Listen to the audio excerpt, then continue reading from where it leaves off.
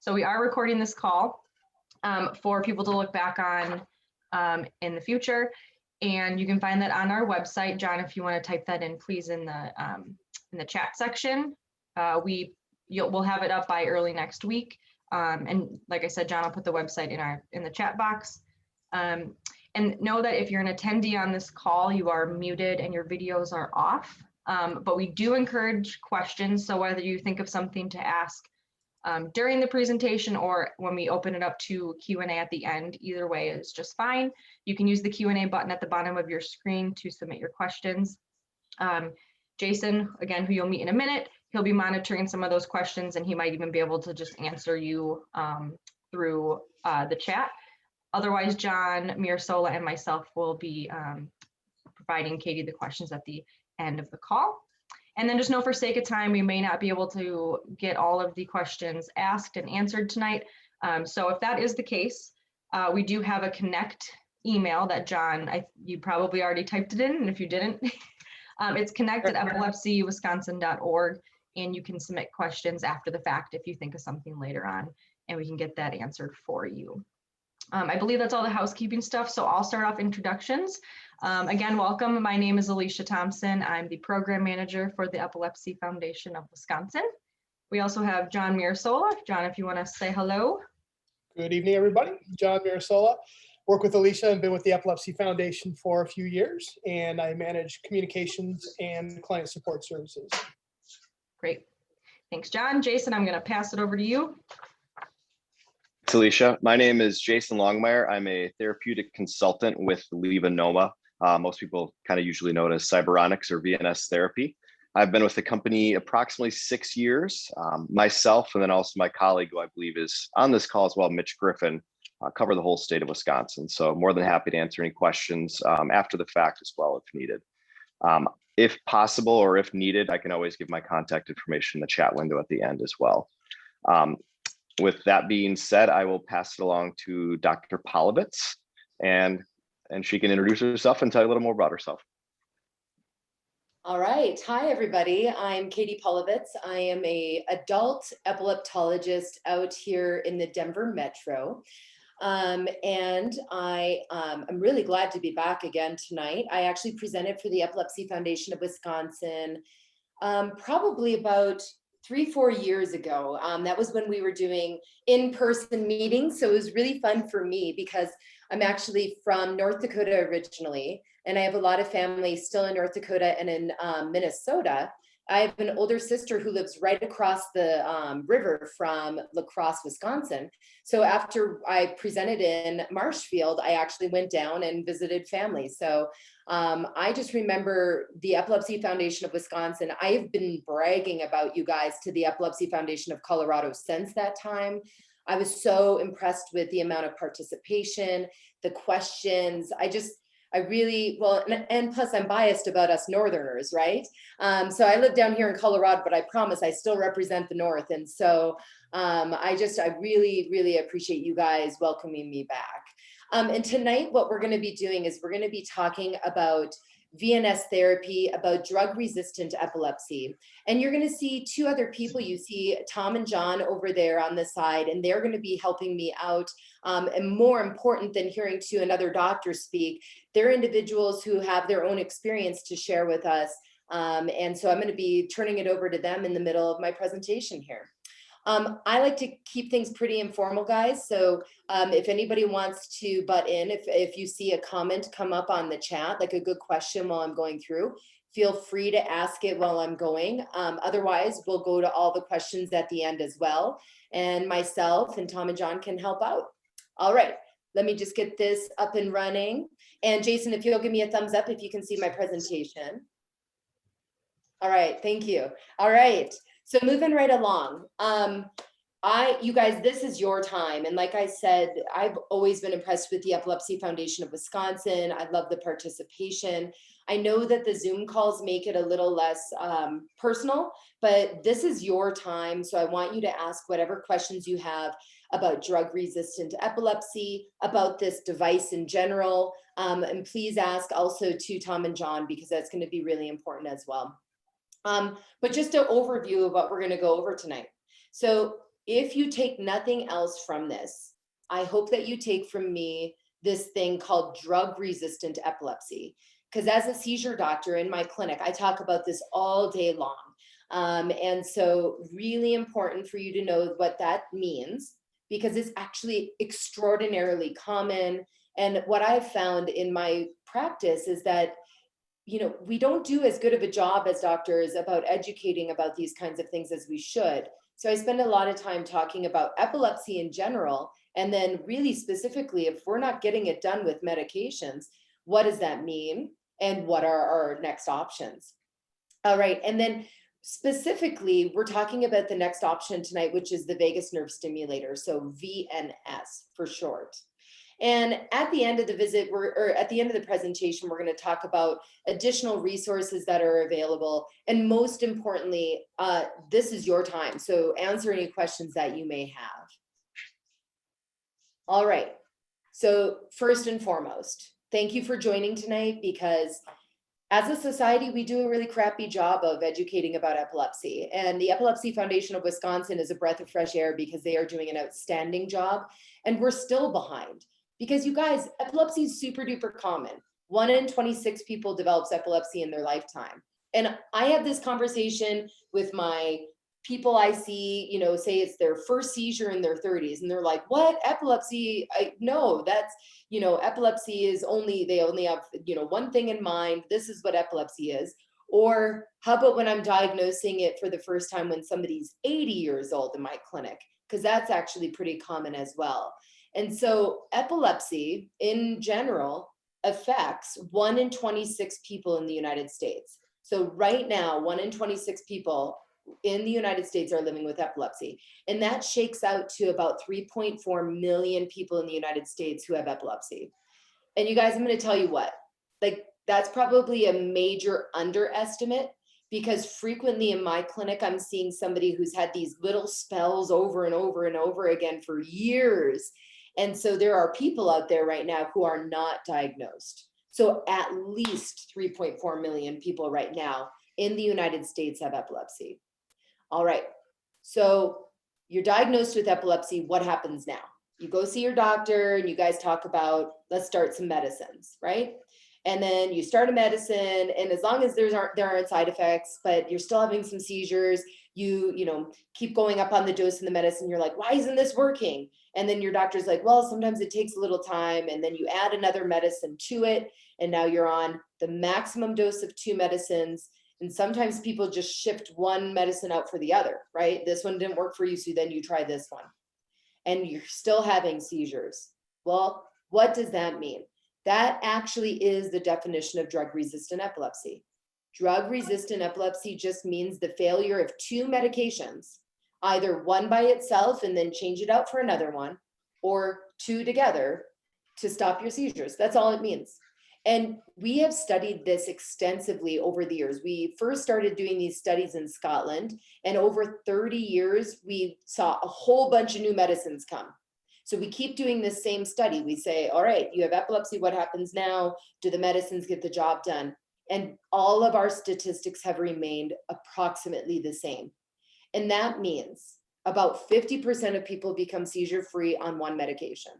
That's the most common outcome. But the second most common outcome, guys, is that after 2 medicines, 1/3 of people are still having seizures. That's drug-resistant epilepsy. That is the second most common outcome in epilepsy. The first most common, 1 medication stops seizures. The second most common, medications aren't getting the job done.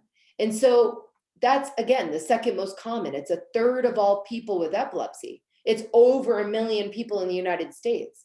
So just doing medicine after medicine after medicine after medicine is the wrong choice.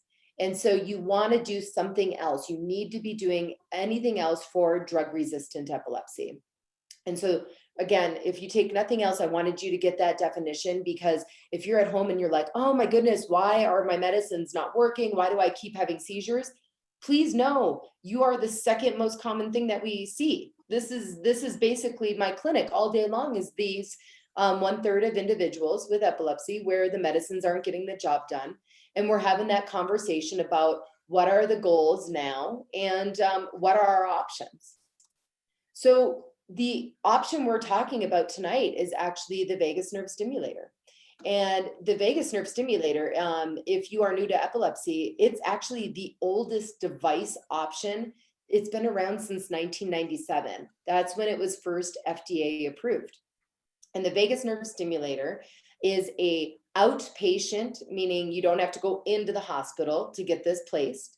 You go to like a surgery center or sometimes to the hospital, and you get a little device placed. And we're going to talk more about the nuts and bolts of that. But it's a little device that helps to control seizures. And it is shown time and time and time again to be better than just doing medicine after medicine after medicine.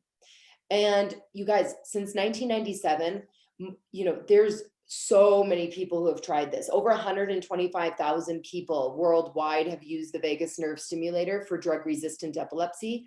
And that includes over 33,000 children. So if you're worried about, something where it's brand new, brand spanking new, this one isn't. But that doesn't mean it's old either, because the cool thing that we're seeing with all of the, brain computer interface technology changes is that this device keeps getting better and better. We're going to talk about some of the improvements later on, but I just wanted to bring these things up so that you know that just because it's been around since 1997 doesn't mean it was made then. It hasn't changed at all. In 2015, there was a massive change to how we do the VNS, still using the old features, but a bunch of new features. So we'll be going into that in a little bit as well. So if you're sitting there and you're wondering, okay, I'm listening to this weird North Dakotan who still has a little bit of her accent, talk about drug-resistant epilepsy and about the vagus nerve stimulator. And yeah, I'm somebody, I've tried Keppra, I've tried Lamictal, I've tried zonisamide. My medicines aren't getting the job done. I'm still having seizures. And this lady's telling me that that's really common. That's a third of all people with epilepsy. Would this device be something I could do? Well, yes, the answer is if you have drug-resistant epilepsy, this device would be an option for you. That's the long and short of it. Drug-resistant epilepsy, you can do the vagus nerve stimulator. It's an easy outpatient procedure. You don't have to have brain surgery to get it done. And so absolutely you would be somebody who would be a candidate for this device. There are a lot of benefits associated with the device. It is a peace of mind and a quality of life device. We're going to get into that more in a little bit as well. But it's really important to know that it's different than another medicine. It's not going into your body and giving you side effects like a medicine does. Now, you and your doc or you and your provider are working to have the least amount of side effects possible. I promise we use the medicines. That's what they're there for. And it's used in conjunction with your medicines, but it doesn't have the same side effects as your medicines. It's just stimulation. And so it's not something that's giving you, having to get blood work to get it. You're not worrying about your bone health or about your liver or anything like that. And here's the other thing. This device is actually implanted under the skin. And, a lot of my patients are superhumans. They're amazing. They remember to take their medicines all of the time. And I'm super duper impressed, you guys. But they're also human. And sometimes they forget to take their medicines. And it happens. I mean, I ask them to be a superhuman and to always remember their medicines, but sometimes they forget. Well, with this device, you can't not take it. It's built in. You can't forget to take it. It's doing the work for you. And that's a massive benefit. And we're going to get into a little bit later about how the benefits go way beyond just like being implanted and helping out with things. It also can be a life-saving device. So we're going to talk about that in a little bit. But I think before I get into more of the nuts and bolts, I'm going to introduce two people who are more important than I am over here chit-chatting about a device. I'm going to talk, these individuals are people who have experienced the vagus nerve stimulator. So Tom and John, I'm going to turn it over to you if you want to share your story. John, why don't you go ahead? Tell a little bit about yourself. Do you want me to begin? Go ahead. Well, I'm John Olson. I am an ambassador with Vns Therapy. I've been with Vns Therapy for 10 years. Mhm.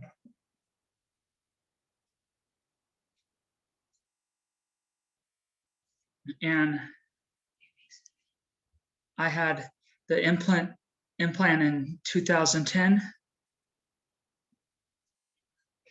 and had it replaced in 2016 Mhm. with a new model called the Model 106. And it really does great for me.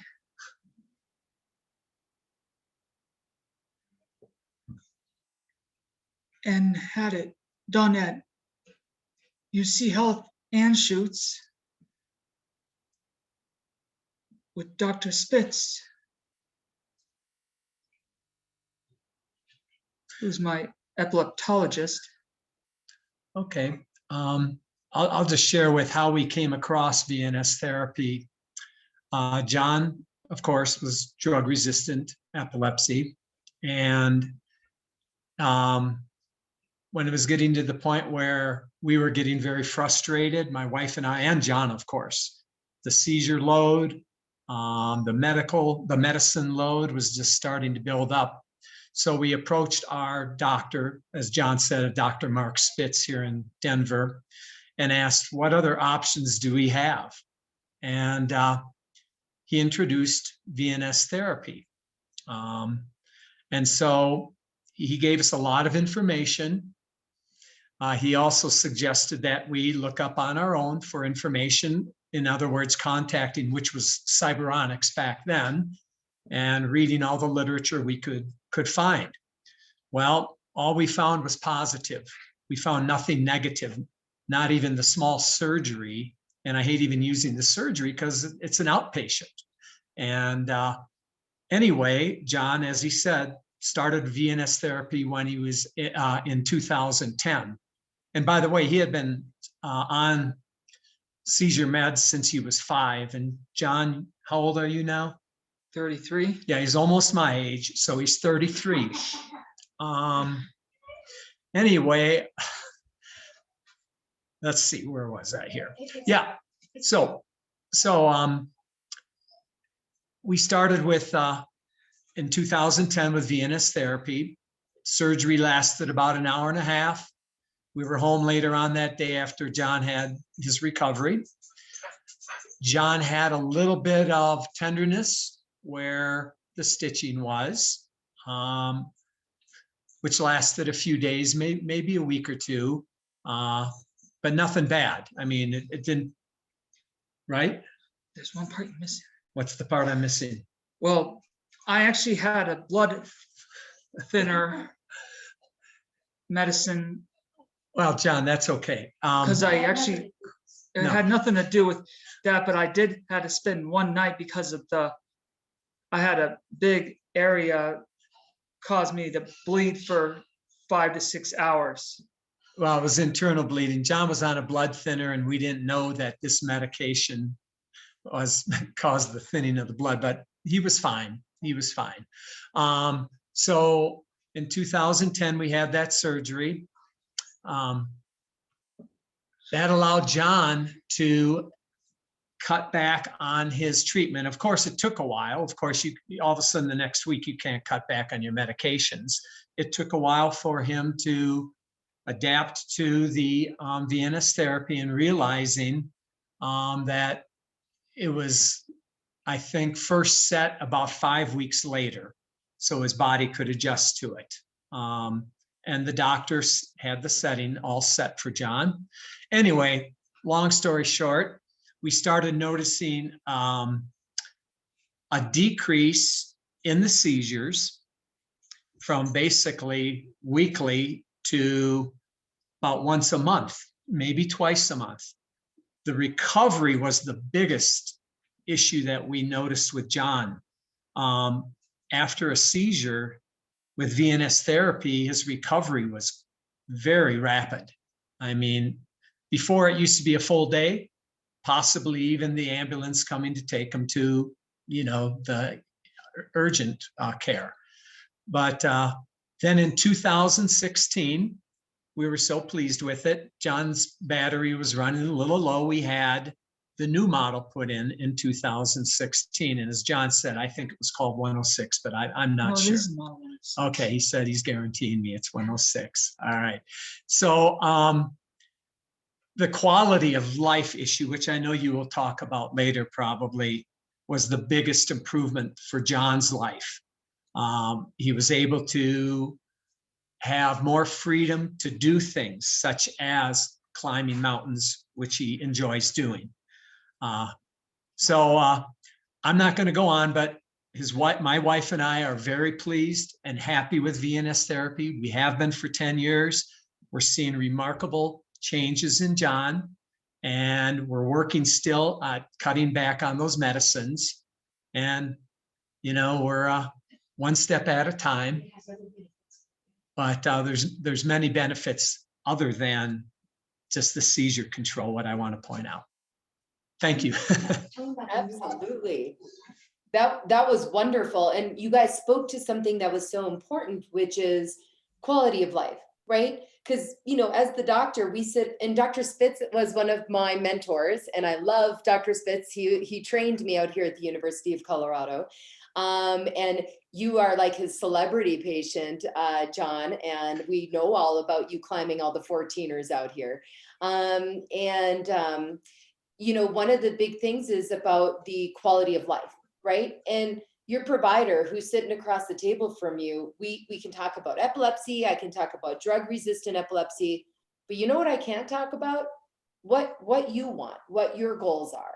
And when you were having that conversation, John and Tom, with Dr. Spitz, what were you guys saying you hoped the VNS would do? Were you saying, this is what I want to do. I want to be able to climb 14ers. Or can you tell us a little bit more about what you were hoping?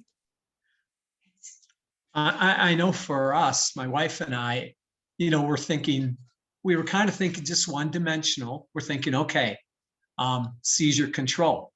We didn't realize all the other benefits as time went on with the wellness issue, in addition to the seizure control. For John, it built confidence in him. Skiing was becoming very big in his life, downhill skiing. Yes. And we always had someone with him, Yes. Another expert skier, not me, of course. I'd stay down at the base and have a cup of coffee and watch. But that started to build in John. Then the confidence started to build with the climbing. Even with his high school swimming, things started to change a little, continuous activities that we basically felt, I'm not worried anymore when John is up there skiing. He's got, first of all, supports from people, but the therapy is just making him so happy what he's doing. And more energy, it's just, I could go on and on, but that was really such a plus for John and for his parents. Well, you guys, that is truly like a beautiful story. And John, you get to be unique in many things, but like having the VNS help you have a better life and a better quality of life so that you could do the things that you wanted to do safely. Mm-hmm. You don't get to be unique in that, because that's one of the things I talk to my patients about all day long. I sit across the table from them and I say, tell me what you dislike the most about your epilepsy. Like, how can I help you live your best life? What are the things that you want to do?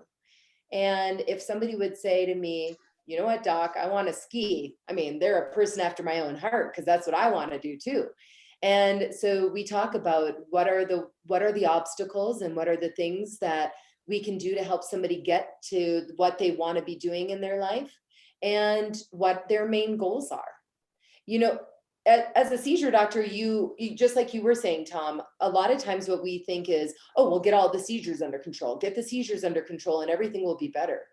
Well, I mean, sometimes to get the seizures under complete control, I mean, you have to be on massive doses of medicines, or if the medicines aren't working, there's multiple things. And we're like, hey, what about this brain surgery or that? And people are like, excuse me, yeah, that might be cool to you, but I'm the one who's getting the surgery. And I'm saying, no, thank you, please. Here are my goals. And so it's kind of like a little check-in point for us as well to say, yeah, this is what I'm doing, but I need to check in with you while we're talking about drug-resistant epilepsy, which again is the second most common outcome in epilepsy, and ask, what are your goals? So thank you guys for sharing those goals. That's so incredible. I've just got one thing. When you were mentioning the statistics, how many people have epilepsy and how we need to educate the public, and that was true probably 20 years ago. It's still true to this day. But here was an event that happened in John's life that shows why education is so important. He was at a function, at a volunteer function. He volunteered at a park. And there was someone there who was telling someone else, stay away from John because he's got epilepsy and you could catch it. And I know that sounds Neanderthal, but that made me think, at first I got a little angry that someone was that far out of touch and out of reach, but it made me think more, and John more. That's why we need to do what we're doing. We need to get out there no matter what. If it's Vns Therapy, fine, but just letting people know, like the Foundation of Wisconsin, like the foundation all over the country, just letting people know, hey, there's a lot of things about it that we need to share. And you can still live a great life. You sure can. You guys, I love that. And you know what? I always tell my patients, when I win the lottery, I'm going to make a huge campaign, and it's going to be this commercial that's going to be like over and over and over again about how common epilepsy is and what the symptoms are. And I just found my new spokesmodel, Tom. Not Katie. Okay, John, I'm going to make you do it. Okay. Well, if you really want to think back in my kid's shoes, look, I'm a real big advocate and ambassador, okay? And how I started climbing. And that's why you I know all about all the proper techniques because of Eric Alexander. Okay. Eric Alexander was a good friend, and let's let him go on. Okay, and John? See, I know how to do it. You can see the talker. Ski or climb without a friend or a buddy. Yep.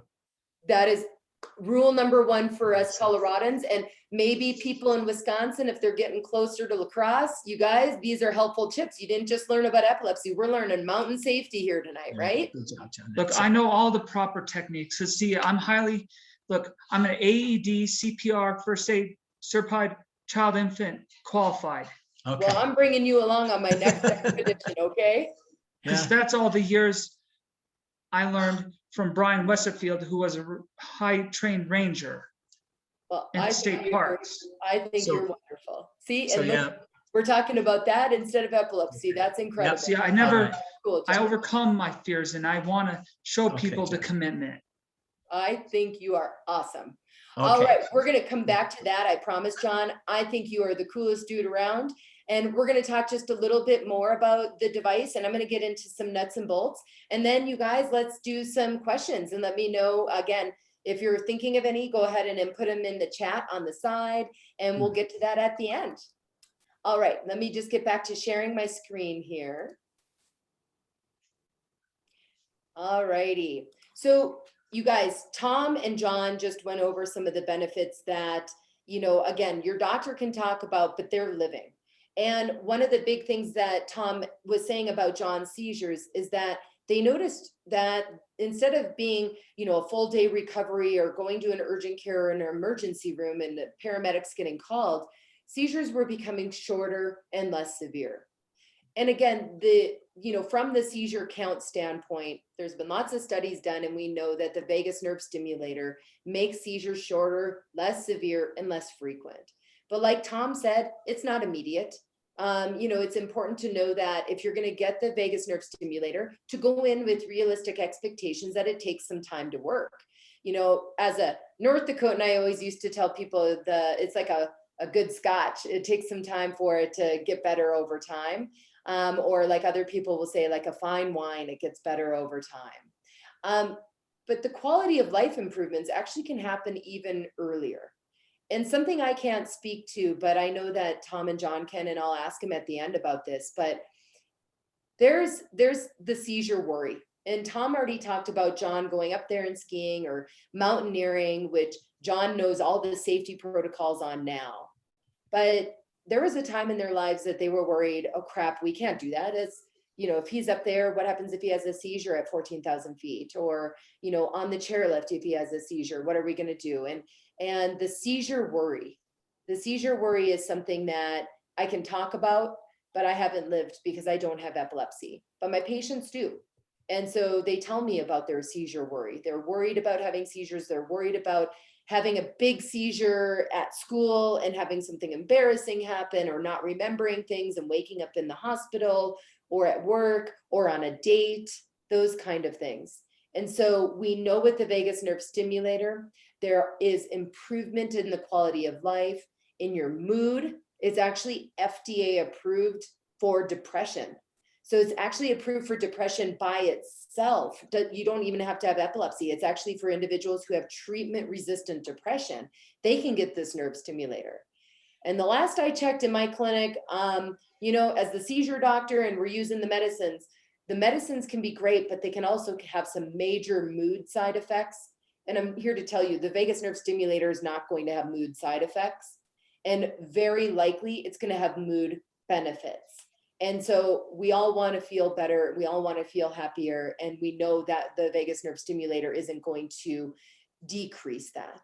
And it also helps with memory and attention. Like Tom already alluded to, John was able to simplify some of his medicines.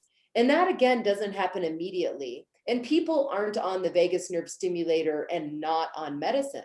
But say you're on 3 medicines right now, maybe over time that could become 2, and potentially it could become 1 medicine plus your device, which is pretty incredible. Tom already alluded to this, but fewer healthcare costs. Like if you're not going to the hospital all the time with a big seizure, or you're not missing a day of work, or somebody's not calling the paramedics and you're having to say, no, I don't want to go. Those are fewer healthcare costs for you as well. All right, a serious topic, but it's really important to get into, because in my experience, one thing that, despite, the fact that we do not the greatest job as a society about educating about epilepsy, hence my, idea about my lottery ticket and having the commercial. One thing that we as providers on my side of the table do a not so great job at, and we need to get better at, is talking about a thing called SUDEP.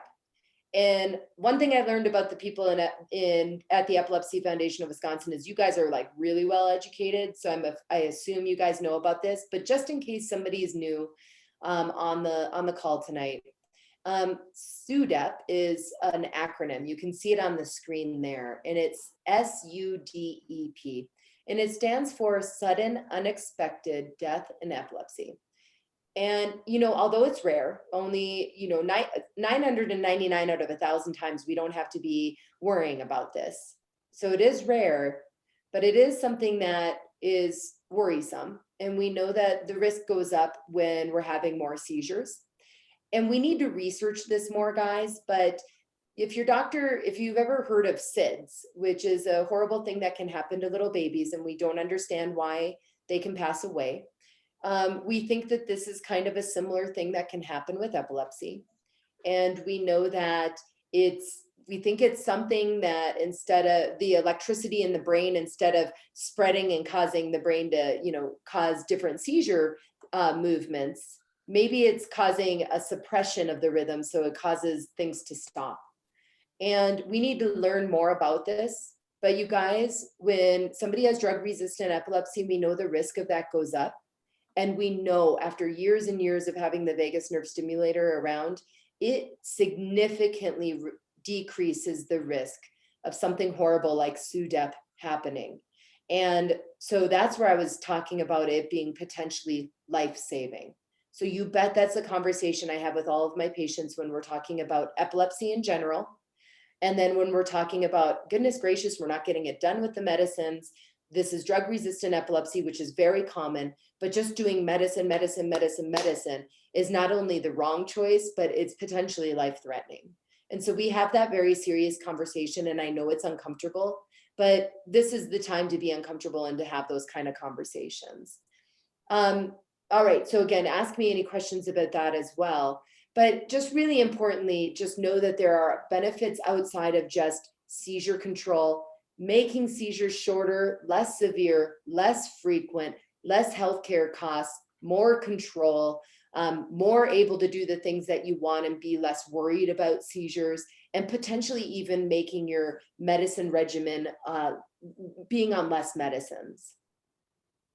And this was actually a survey done for people who had the vagus nerve stimulator, and it was over 1,000 people who got the vagus nerve stimulator. And this is just talking about again the quality of life.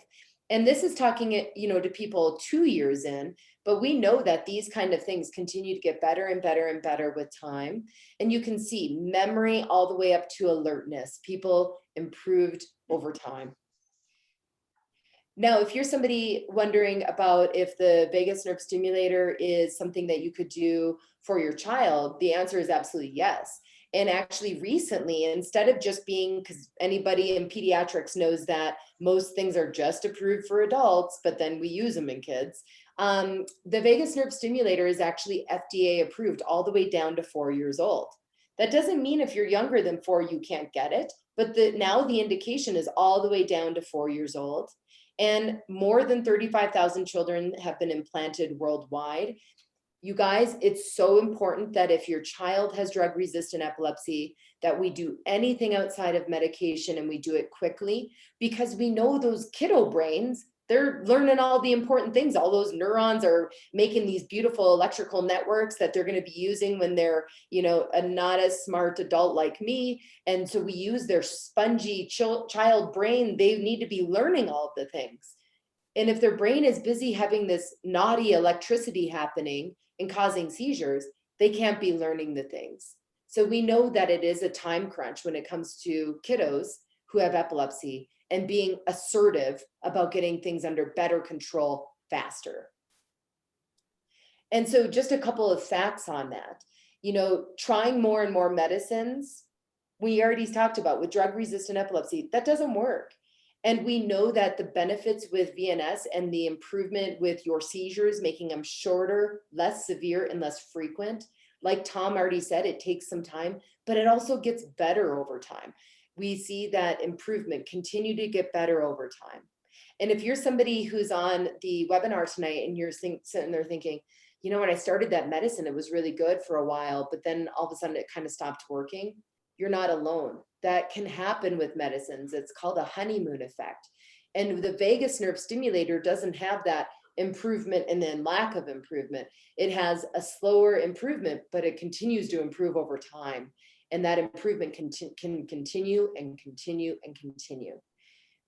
A lot of kiddos who have epilepsy also have mental health issues like depression and ADHD. And this device, it has quality of life improvements with mood, memory, and attention. And like I said, it's FDA approved for depression. So it actually can be very mood beneficial. And, as an adult doctor, I see a whole lot of people who had epilepsy in childhood where, there's this whole thing of they're going to outgrow it.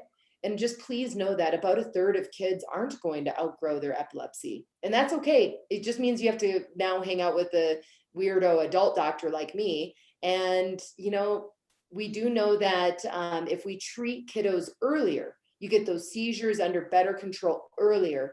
They were 3 times more likely to become seizure free if treated early with the vagus nerve stimulator. So it's really important, again, in consideration with kiddos, we want to do things very early, not just for, learning things in memory and mood, but also to get their seizures under better control very early.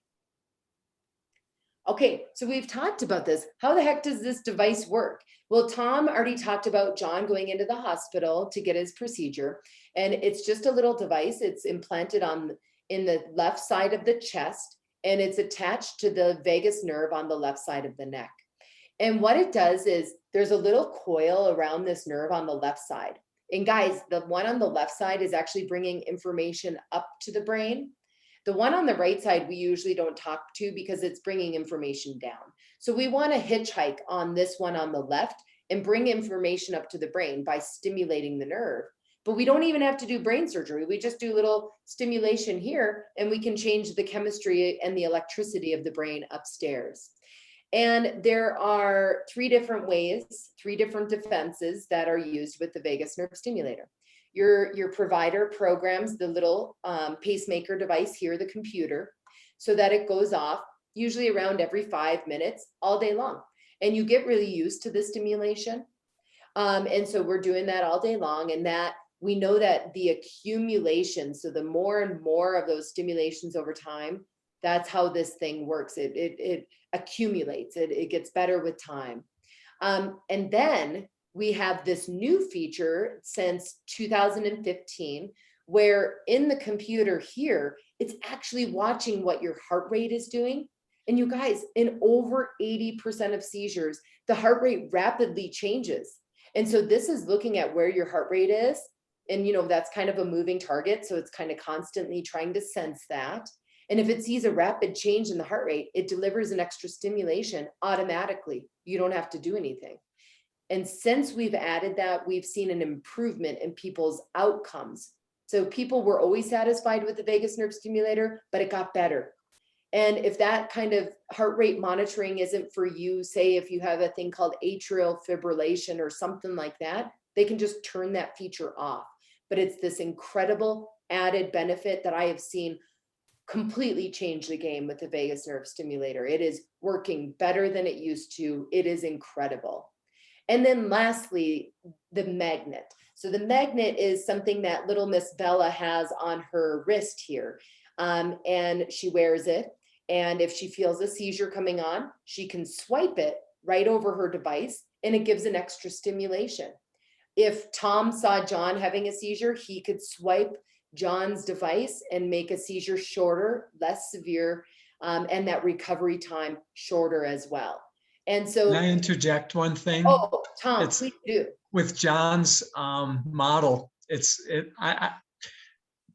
get to the point, I mean, we're so active, I forget that it's up in the cupboard where it's sitting, the magnet. We just, because John's model helps with recovery, which I know you'll talk about, I just forget about it. Plus the seizure control that he's had. I mean, yeah, my wife and I just found the box the other day. I know it sounds bad, but we are more responsible than that. No, that sounds amazing though, because you guys were busy living your lives instead of worrying about where the magnet was, right? Right. And when you first got implanted, were you were using the magnet more, right? With that one, yes, quite a bit. Yes. And can you guys share I talk to people about a thing we call magnetic empowerment, meaning it gives you something you can do if somebody's having a seizure. And Correct. Can you talk to me or talk to everybody a little bit about what that meant for you and your quality of life while I shut my blinds here because it's getting bright? Well, using the magnet, when we would even notice John maybe even having an aura, we would swipe the magnet across the chest area where the implant was. And that would basically send an extra charge. And that magnet we used multiple times during any kind of seizure activity because it was safe. And we knew that. I can't tell you, we used it every time when John was having seizures, and it did help with the recovery. But because John's recovery is so good now, we have never had a need to use it, and because of the implant that he currently is using. That's incredible. So if you guys are somebody, you're listening to this and you're like, okay, that sounds awesome. I love the fact that, if somebody sees me having a seizure, they can swipe the magnet and make it shorter, like Tom was just saying about John. But if you're sitting there being like, yeah, but I'm 35, I live alone. I don't feel my seizures coming on. So what does that mean for me? I guess this magnet thing doesn't work for me. Well, that's the missed opportunity from 1997 until 2015. We didn't have this built-in automatic stimulation at that time.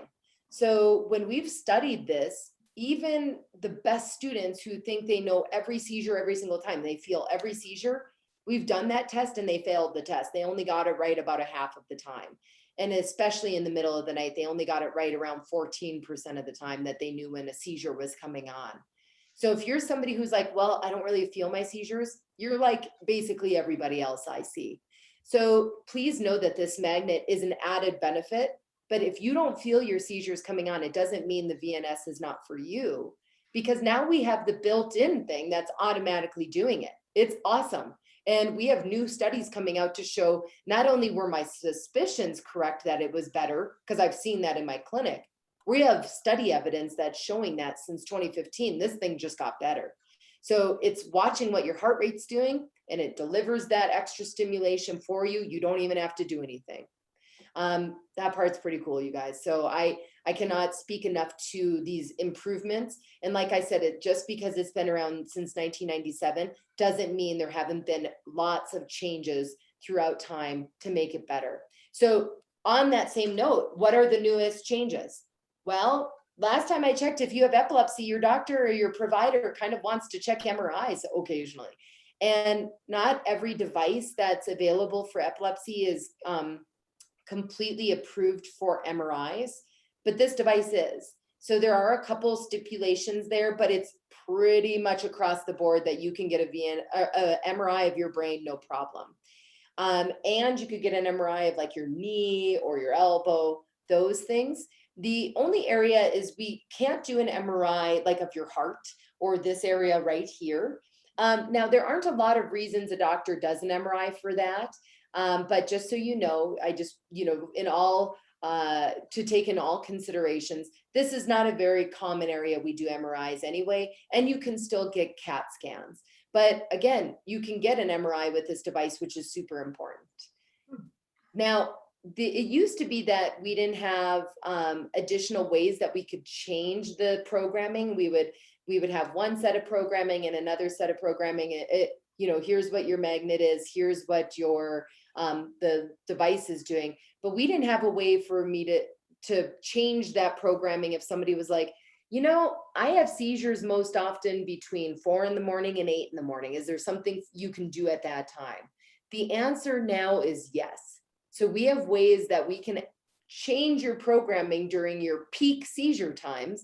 So your device is going off more often, or it's more powerful during that time, or it's more sensitive to those heart rate settings. You guys, I use this all of the time. So I'll make it just a tweak more sensitive during those peak seizure times. So if that sounds like something that fits you, that's something that's a new added feature. If you're like, I don't really have a peak seizure time, that's okay. Your provider doesn't need to use those features. We just like having those should there be something we could be doing with it. And then lastly, one of the new features came along before COVID, but has been extremely helpful during this lovely pandemic we are all living through and sick of. And that is this computer, your provider can actually schedule your next programming. So you go in, normally it used to be that you would have to come in every 2 weeks. We'd go up on the dose slowly over time. And now if you're doing well with the programming, your provider can actually say, all right, cool. I'm going to just tell the computer to go up on its own in 2 weeks. Put it in your phone. This is what we're doing. And so you don't have to come into the clinic. You can actually just do a telehealth visit with me and we'll see how it goes. Pretty neat. That came out again before COVID, but has been extremely helpful when, especially when the pandemic first started and people were like, thank you, no, thank you. I'm not leaving my house. And so that was really nice to be able to say, well, even with you not leaving your house, I'm still programming your device. Now, there is one stipulation. In order to set up that programming, you do have to go into the clinic, but then it's set up so that it happens in the future, if that makes sense. And again, VNS, very importantly, it's an option for drug-resistant epilepsy, and it is not a brain surgery. It's a small little incision in the neck here, which puts a little coil around that nerve that's going to tattletale on the brain. We hitchhike on him and we say, all right, go tell the brain to knock it off. And that's all it is. Then there's a coil under the skin. It's not something that people see. And a little a pacemaker device here on the left side of the chest. The battery does need to be replaced, but that's a much lesser procedure. They don't have to do this one up here anymore. They just take this part out and put it back in. That's a like 30-minute procedure total. And the battery on average, I tell people with the newest devices and the newest features, it does shorten the battery life. I tell people we get about 4.5 to 5 years out of it. Some of our older models, you can even get up to 10 years out of it. What do you expect for side effects? Well, again, these side effects are not like a medicine, right? They're not with you 24/7. And actually, they're only there when your device is stimulating, and the device stimulates usually only about, I don't know, 10 to 15 to 20% of the day. It's less than half. And that's how we program it to be. So if you do have a side effect, I'm here to tell you, we know how to manage that. So there are programming changes that we can do. And we know that over time, those side effects get less. So the most common ones are that it's stimulating a nerve over here on the left side of the neck. And that's hanging out next to the nerve that goes to the vocal cord. So it can make your voice kind of sound like this when it's going off. Now, if you're somebody like me who talks way too much and you had a big presentation to give to the Epilepsy Foundation of Wisconsin, you could take your magnet, tape it over your computer, and it shuts it off for a moment so that I could do this talk without any of those voice changes. But the voice changes do get better with time. Rarely people can cough a little bit or feel a little bit of a sore throat. And again, there are ways that you and your provider can change some of the programming to help with any kind of side effects. But in my experience in my clinic, I've never had anybody take this thing out because of side effects. And side effects tend to get better with time. Most people feel a little tickle, and that's about it. So to get to the questions, I just wanted to talk to you about some other resources. You guys, the website, vnstherapy.com, it's awesome, has a bunch of different resources there. There are webinars you can attend. There are these community chats that you can attend. You can look for a doctor or provider who knows what they're doing with how to program these things. You can find out about your insurance, and you can connect with people like John and like Tom, who are ambassadors, who can tell you more on the I have the VNS, this is what it feels like experience. All right, so I'm going to open it up to questions. So give me 1 second, I'm to stop sharing my screen here.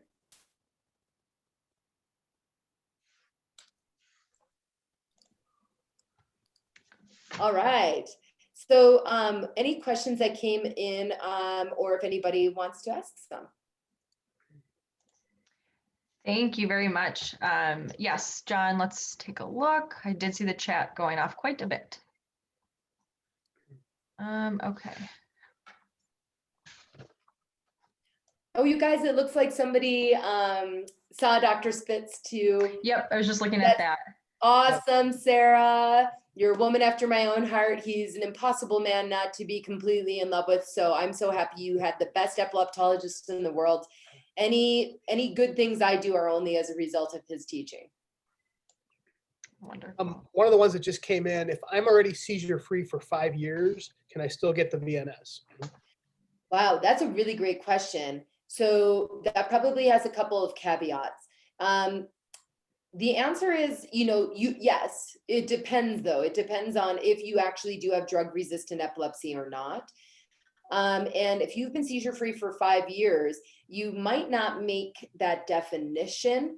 And so it might be a thing where it's maybe not right now, but potentially in the future. Now, if you are seizure free for 5 years, but you're on 3 medicines, you hate one of them and you really want to get off of it, the answer would be yes. if you're on more than, if you've tried more than 2 medications and you're having a side effect on a third one or something like that, then yes, you could potentially be a good candidate for the vagus nerve stimulator as well. But it's a surgery and we don't take surgeries lightly. And if what you're doing right now is okay with your body and it's okay with your brain, then a lot of times when I see people in clinic and they're seizure free for 5 years, I'm like, if it ain't broke, I don't fix it. Exactly. I kind of have a question. So, you talked about, when people see results, I know Tom and John kind of mentioned over time it happened, but is there a general when somebody can expect to see results? And of course, it's kind of a very big question. Yes. And Alicia, when I counsel patients on this, I tell them, okay, I'm not going to let you go meet this lovely surgeon. I have like these great surgeons I work with. I'm like, I'm not going to let you go meet this awesome surgeon if you're just going to come back and see me in 2 weeks and be like, I'm still having seizures. This didn't work. And so I say, listen, give it at least a year. Don't judge it till at least a year in. Feel free to make a liar out of me and have an outstanding response before that, but don't judge it until at least a year in. That's about what the answer I give. John and Tom, tell me about your experience. How long until you started to see those benefits? Yeah, it's been a while. I wish I could relate back to it. Probably, 4 or 5 months, I'm guessing. Yeah. Yeah, something like that. It was quite a while ago, so Yes. But we see the benefits still to this day. Absolutely. Yeah. That's wonderful. I know, many of us kind of just want results immediately. So I was just curious, what you tell patients. So that's interesting. Yeah, thank you. You Thank you very betcha. much. How many, this was submitted, how many batteries exist? Like, I think that means like, Lisa, I don't want to get your question wrong, but I think that means how many different models exist. So the little device here. Jason, correct me if I'm wrong, how many, there's only the model 103, 106, and Sentiva now available, right? Only 3 left that are available. But over time, there's been what, 6, 7? It's kind of like the iPhone. There was the 1000, 101, or the 101, the 100, and the initial studies that were dual pin. We still do a model 104 that's a dual pin, but that's strictly for patients that are, have those devices that need that dual pin. But when you guys, what Jason means by that, the little coil here, right now it just has a little boop, you put it into the computer or the device, you just 1 pin, stick it in there. The original lead had 2 that you would plug in. So that plug-in changed, kind of like your iPhone. Remember how that changed? So it's the exact same stuff, that kind of stuff that drives you nuts about like the technology changes. All of a sudden, none of my like chargers work. Same thing, but they are promising me they're not changing it again. So this single pin goes into the little computer in the chest. And so the device I use, I only use Sentiva if possible, which is the newest one, which is called the Model 1000. But also there's the Model 106, and that's what John has. And it's also known as Aspire SR. So it's kind of like the iPhone, how it went, 4, 5, 6, 7, 8, X. This kind of went 103, 4, 5, 6, 1000. That's interesting. Wow. Yes. Looks like we have a couple more. I don't know. There was the question submitted, how much does it cost approximately? I don't know if Jason or if somebody can touch on that at all. Jason. For costs, I would love to give you a cost, but it's so variable. So obviously when hospitals purchase from us, some mark it up a little more, some mark it up a little bit less, and a lot of it depends on insurance. It is covered by Medicare, commercial insurance, state insurances, and most of your facilities are able to run a prior authorization beforehand to kind of give you a better idea of what your out-of-pocket costs might be. And again, that all depends on your insurance and deductible as well. I believe for Medicare patients, it's covered very well too, in the state of Wisconsin at least. So Okay, Great. that's Thanks, really Jason. good. Yeah, I haven't had a patient not do it because of cost. And I've got people I see out here in Colorado from all walks of life and all different means. And so that it's never been cost prohibitive in my clinic. So I think it's very friendly to individuals because you guys has been around for forever and it's pretty standard of care. And it just had a very beautiful facelift in 2015 that's really made for some much better, some cooler ways that we can program, gave us some more ways to program it just for you, and make it more effective. I see that there's an individual who asked, what are some of the symptoms that suggest the device may be losing its effectiveness? Awesome question. So one of the main things is if you're somebody like Tom and all of a sudden, or sorry, John, I keep doing that. If you're somebody like John who, you know, you're having incredible seizure improvement, you're not having any seizures or just tiny little ones, and all of a sudden your seizure control gets not as good, it can be a sign that the battery is getting low. The battery is like a light bulb. You know how you don't see the light bulb dimming until it goes out, but it's dimming. And so other ways that people know that their battery is going down is sometimes they can feel their stimulation a little bit more again, or if they grab their magnet and they swipe it over, they don't actually feel the little extra stimulation any longer. And that's a time that you want to see your doctor, make sure, check the battery life, because when we program it, we can actually see where the battery's at. And usually when it starts to get into like the 18 to 25% range, I'll tell people, hey, let's get that thing replaced in the next 3 to 6 months or so. Now, if it starts to get lower than that, I start saying, hey, let's get that replaced in the next month or so. So just so you know. Great. Thank you very much. What if, there's another question, what if my doctor says I'm not a candidate for surgery? Would VNS still be effective? Okay, so Kristen, that is an incredibly good question. And I'm sharing your frustrations. I've had, you know, many times where I'm talking with somebody and we're saying, oh crap, you know, medicines aren't getting the job done. Could we do epilepsy resection surgery? Meaning, could we do something to cure your epilepsy? And we do all of this work and all the doctors and the surgeons and everybody gets together and we have these meetings and we're like, oh, holy buckets. I don't think this is going to work. Well, your doctor is not leaving you high and dry. By no means does that mean you are not a candidate for anything else. And you are still absolutely a candidate for the vagus nerve stimulator if you have drug-resistant epilepsy. And we would not be working you up for epilepsy surgery if you didn't. So absolutely, you'd still be a candidate for this device, and for sure ask your doc about that.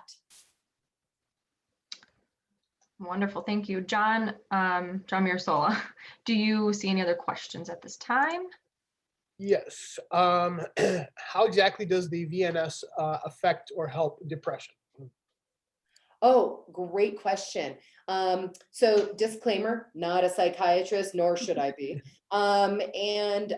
So what we know after doing a lot of different research on the vagus nerve stimulator is this vagus nerve is going up to the brain, and it works on different receptors, and it can change the way the chemicals in your brain are balanced. And so we think it's through the chemical balance in the brain. Just like, you know, if your doctor ever gave you like Prozac or Lexapro, that's also changing the neurochemicals in the brain, specifically looking at the serotonin.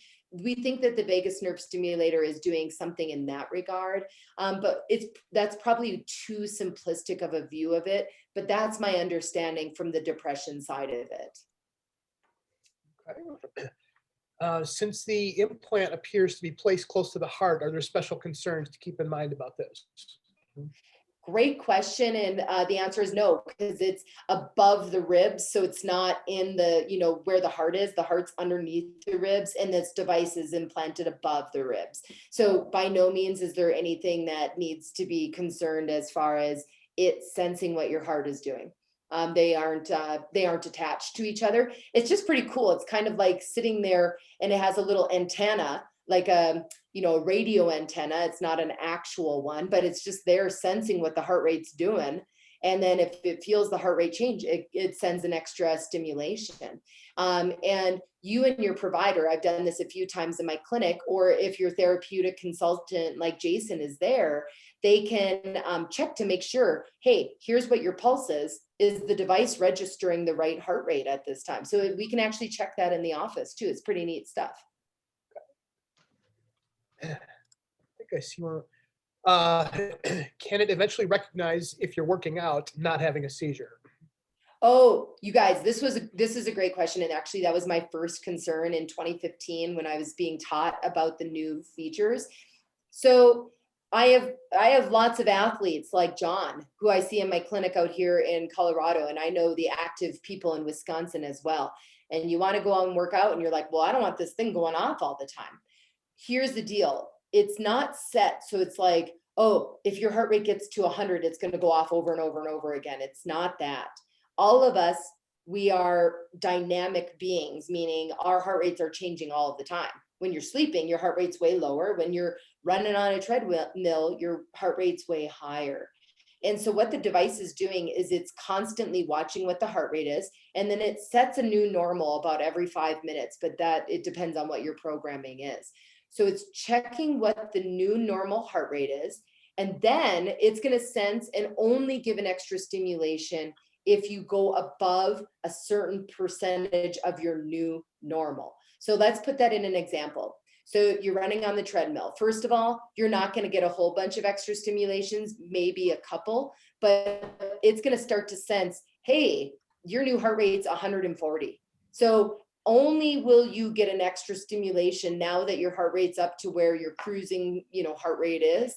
It's only going to do it if it goes 20% above that or 30% above that, depending on what your programming is.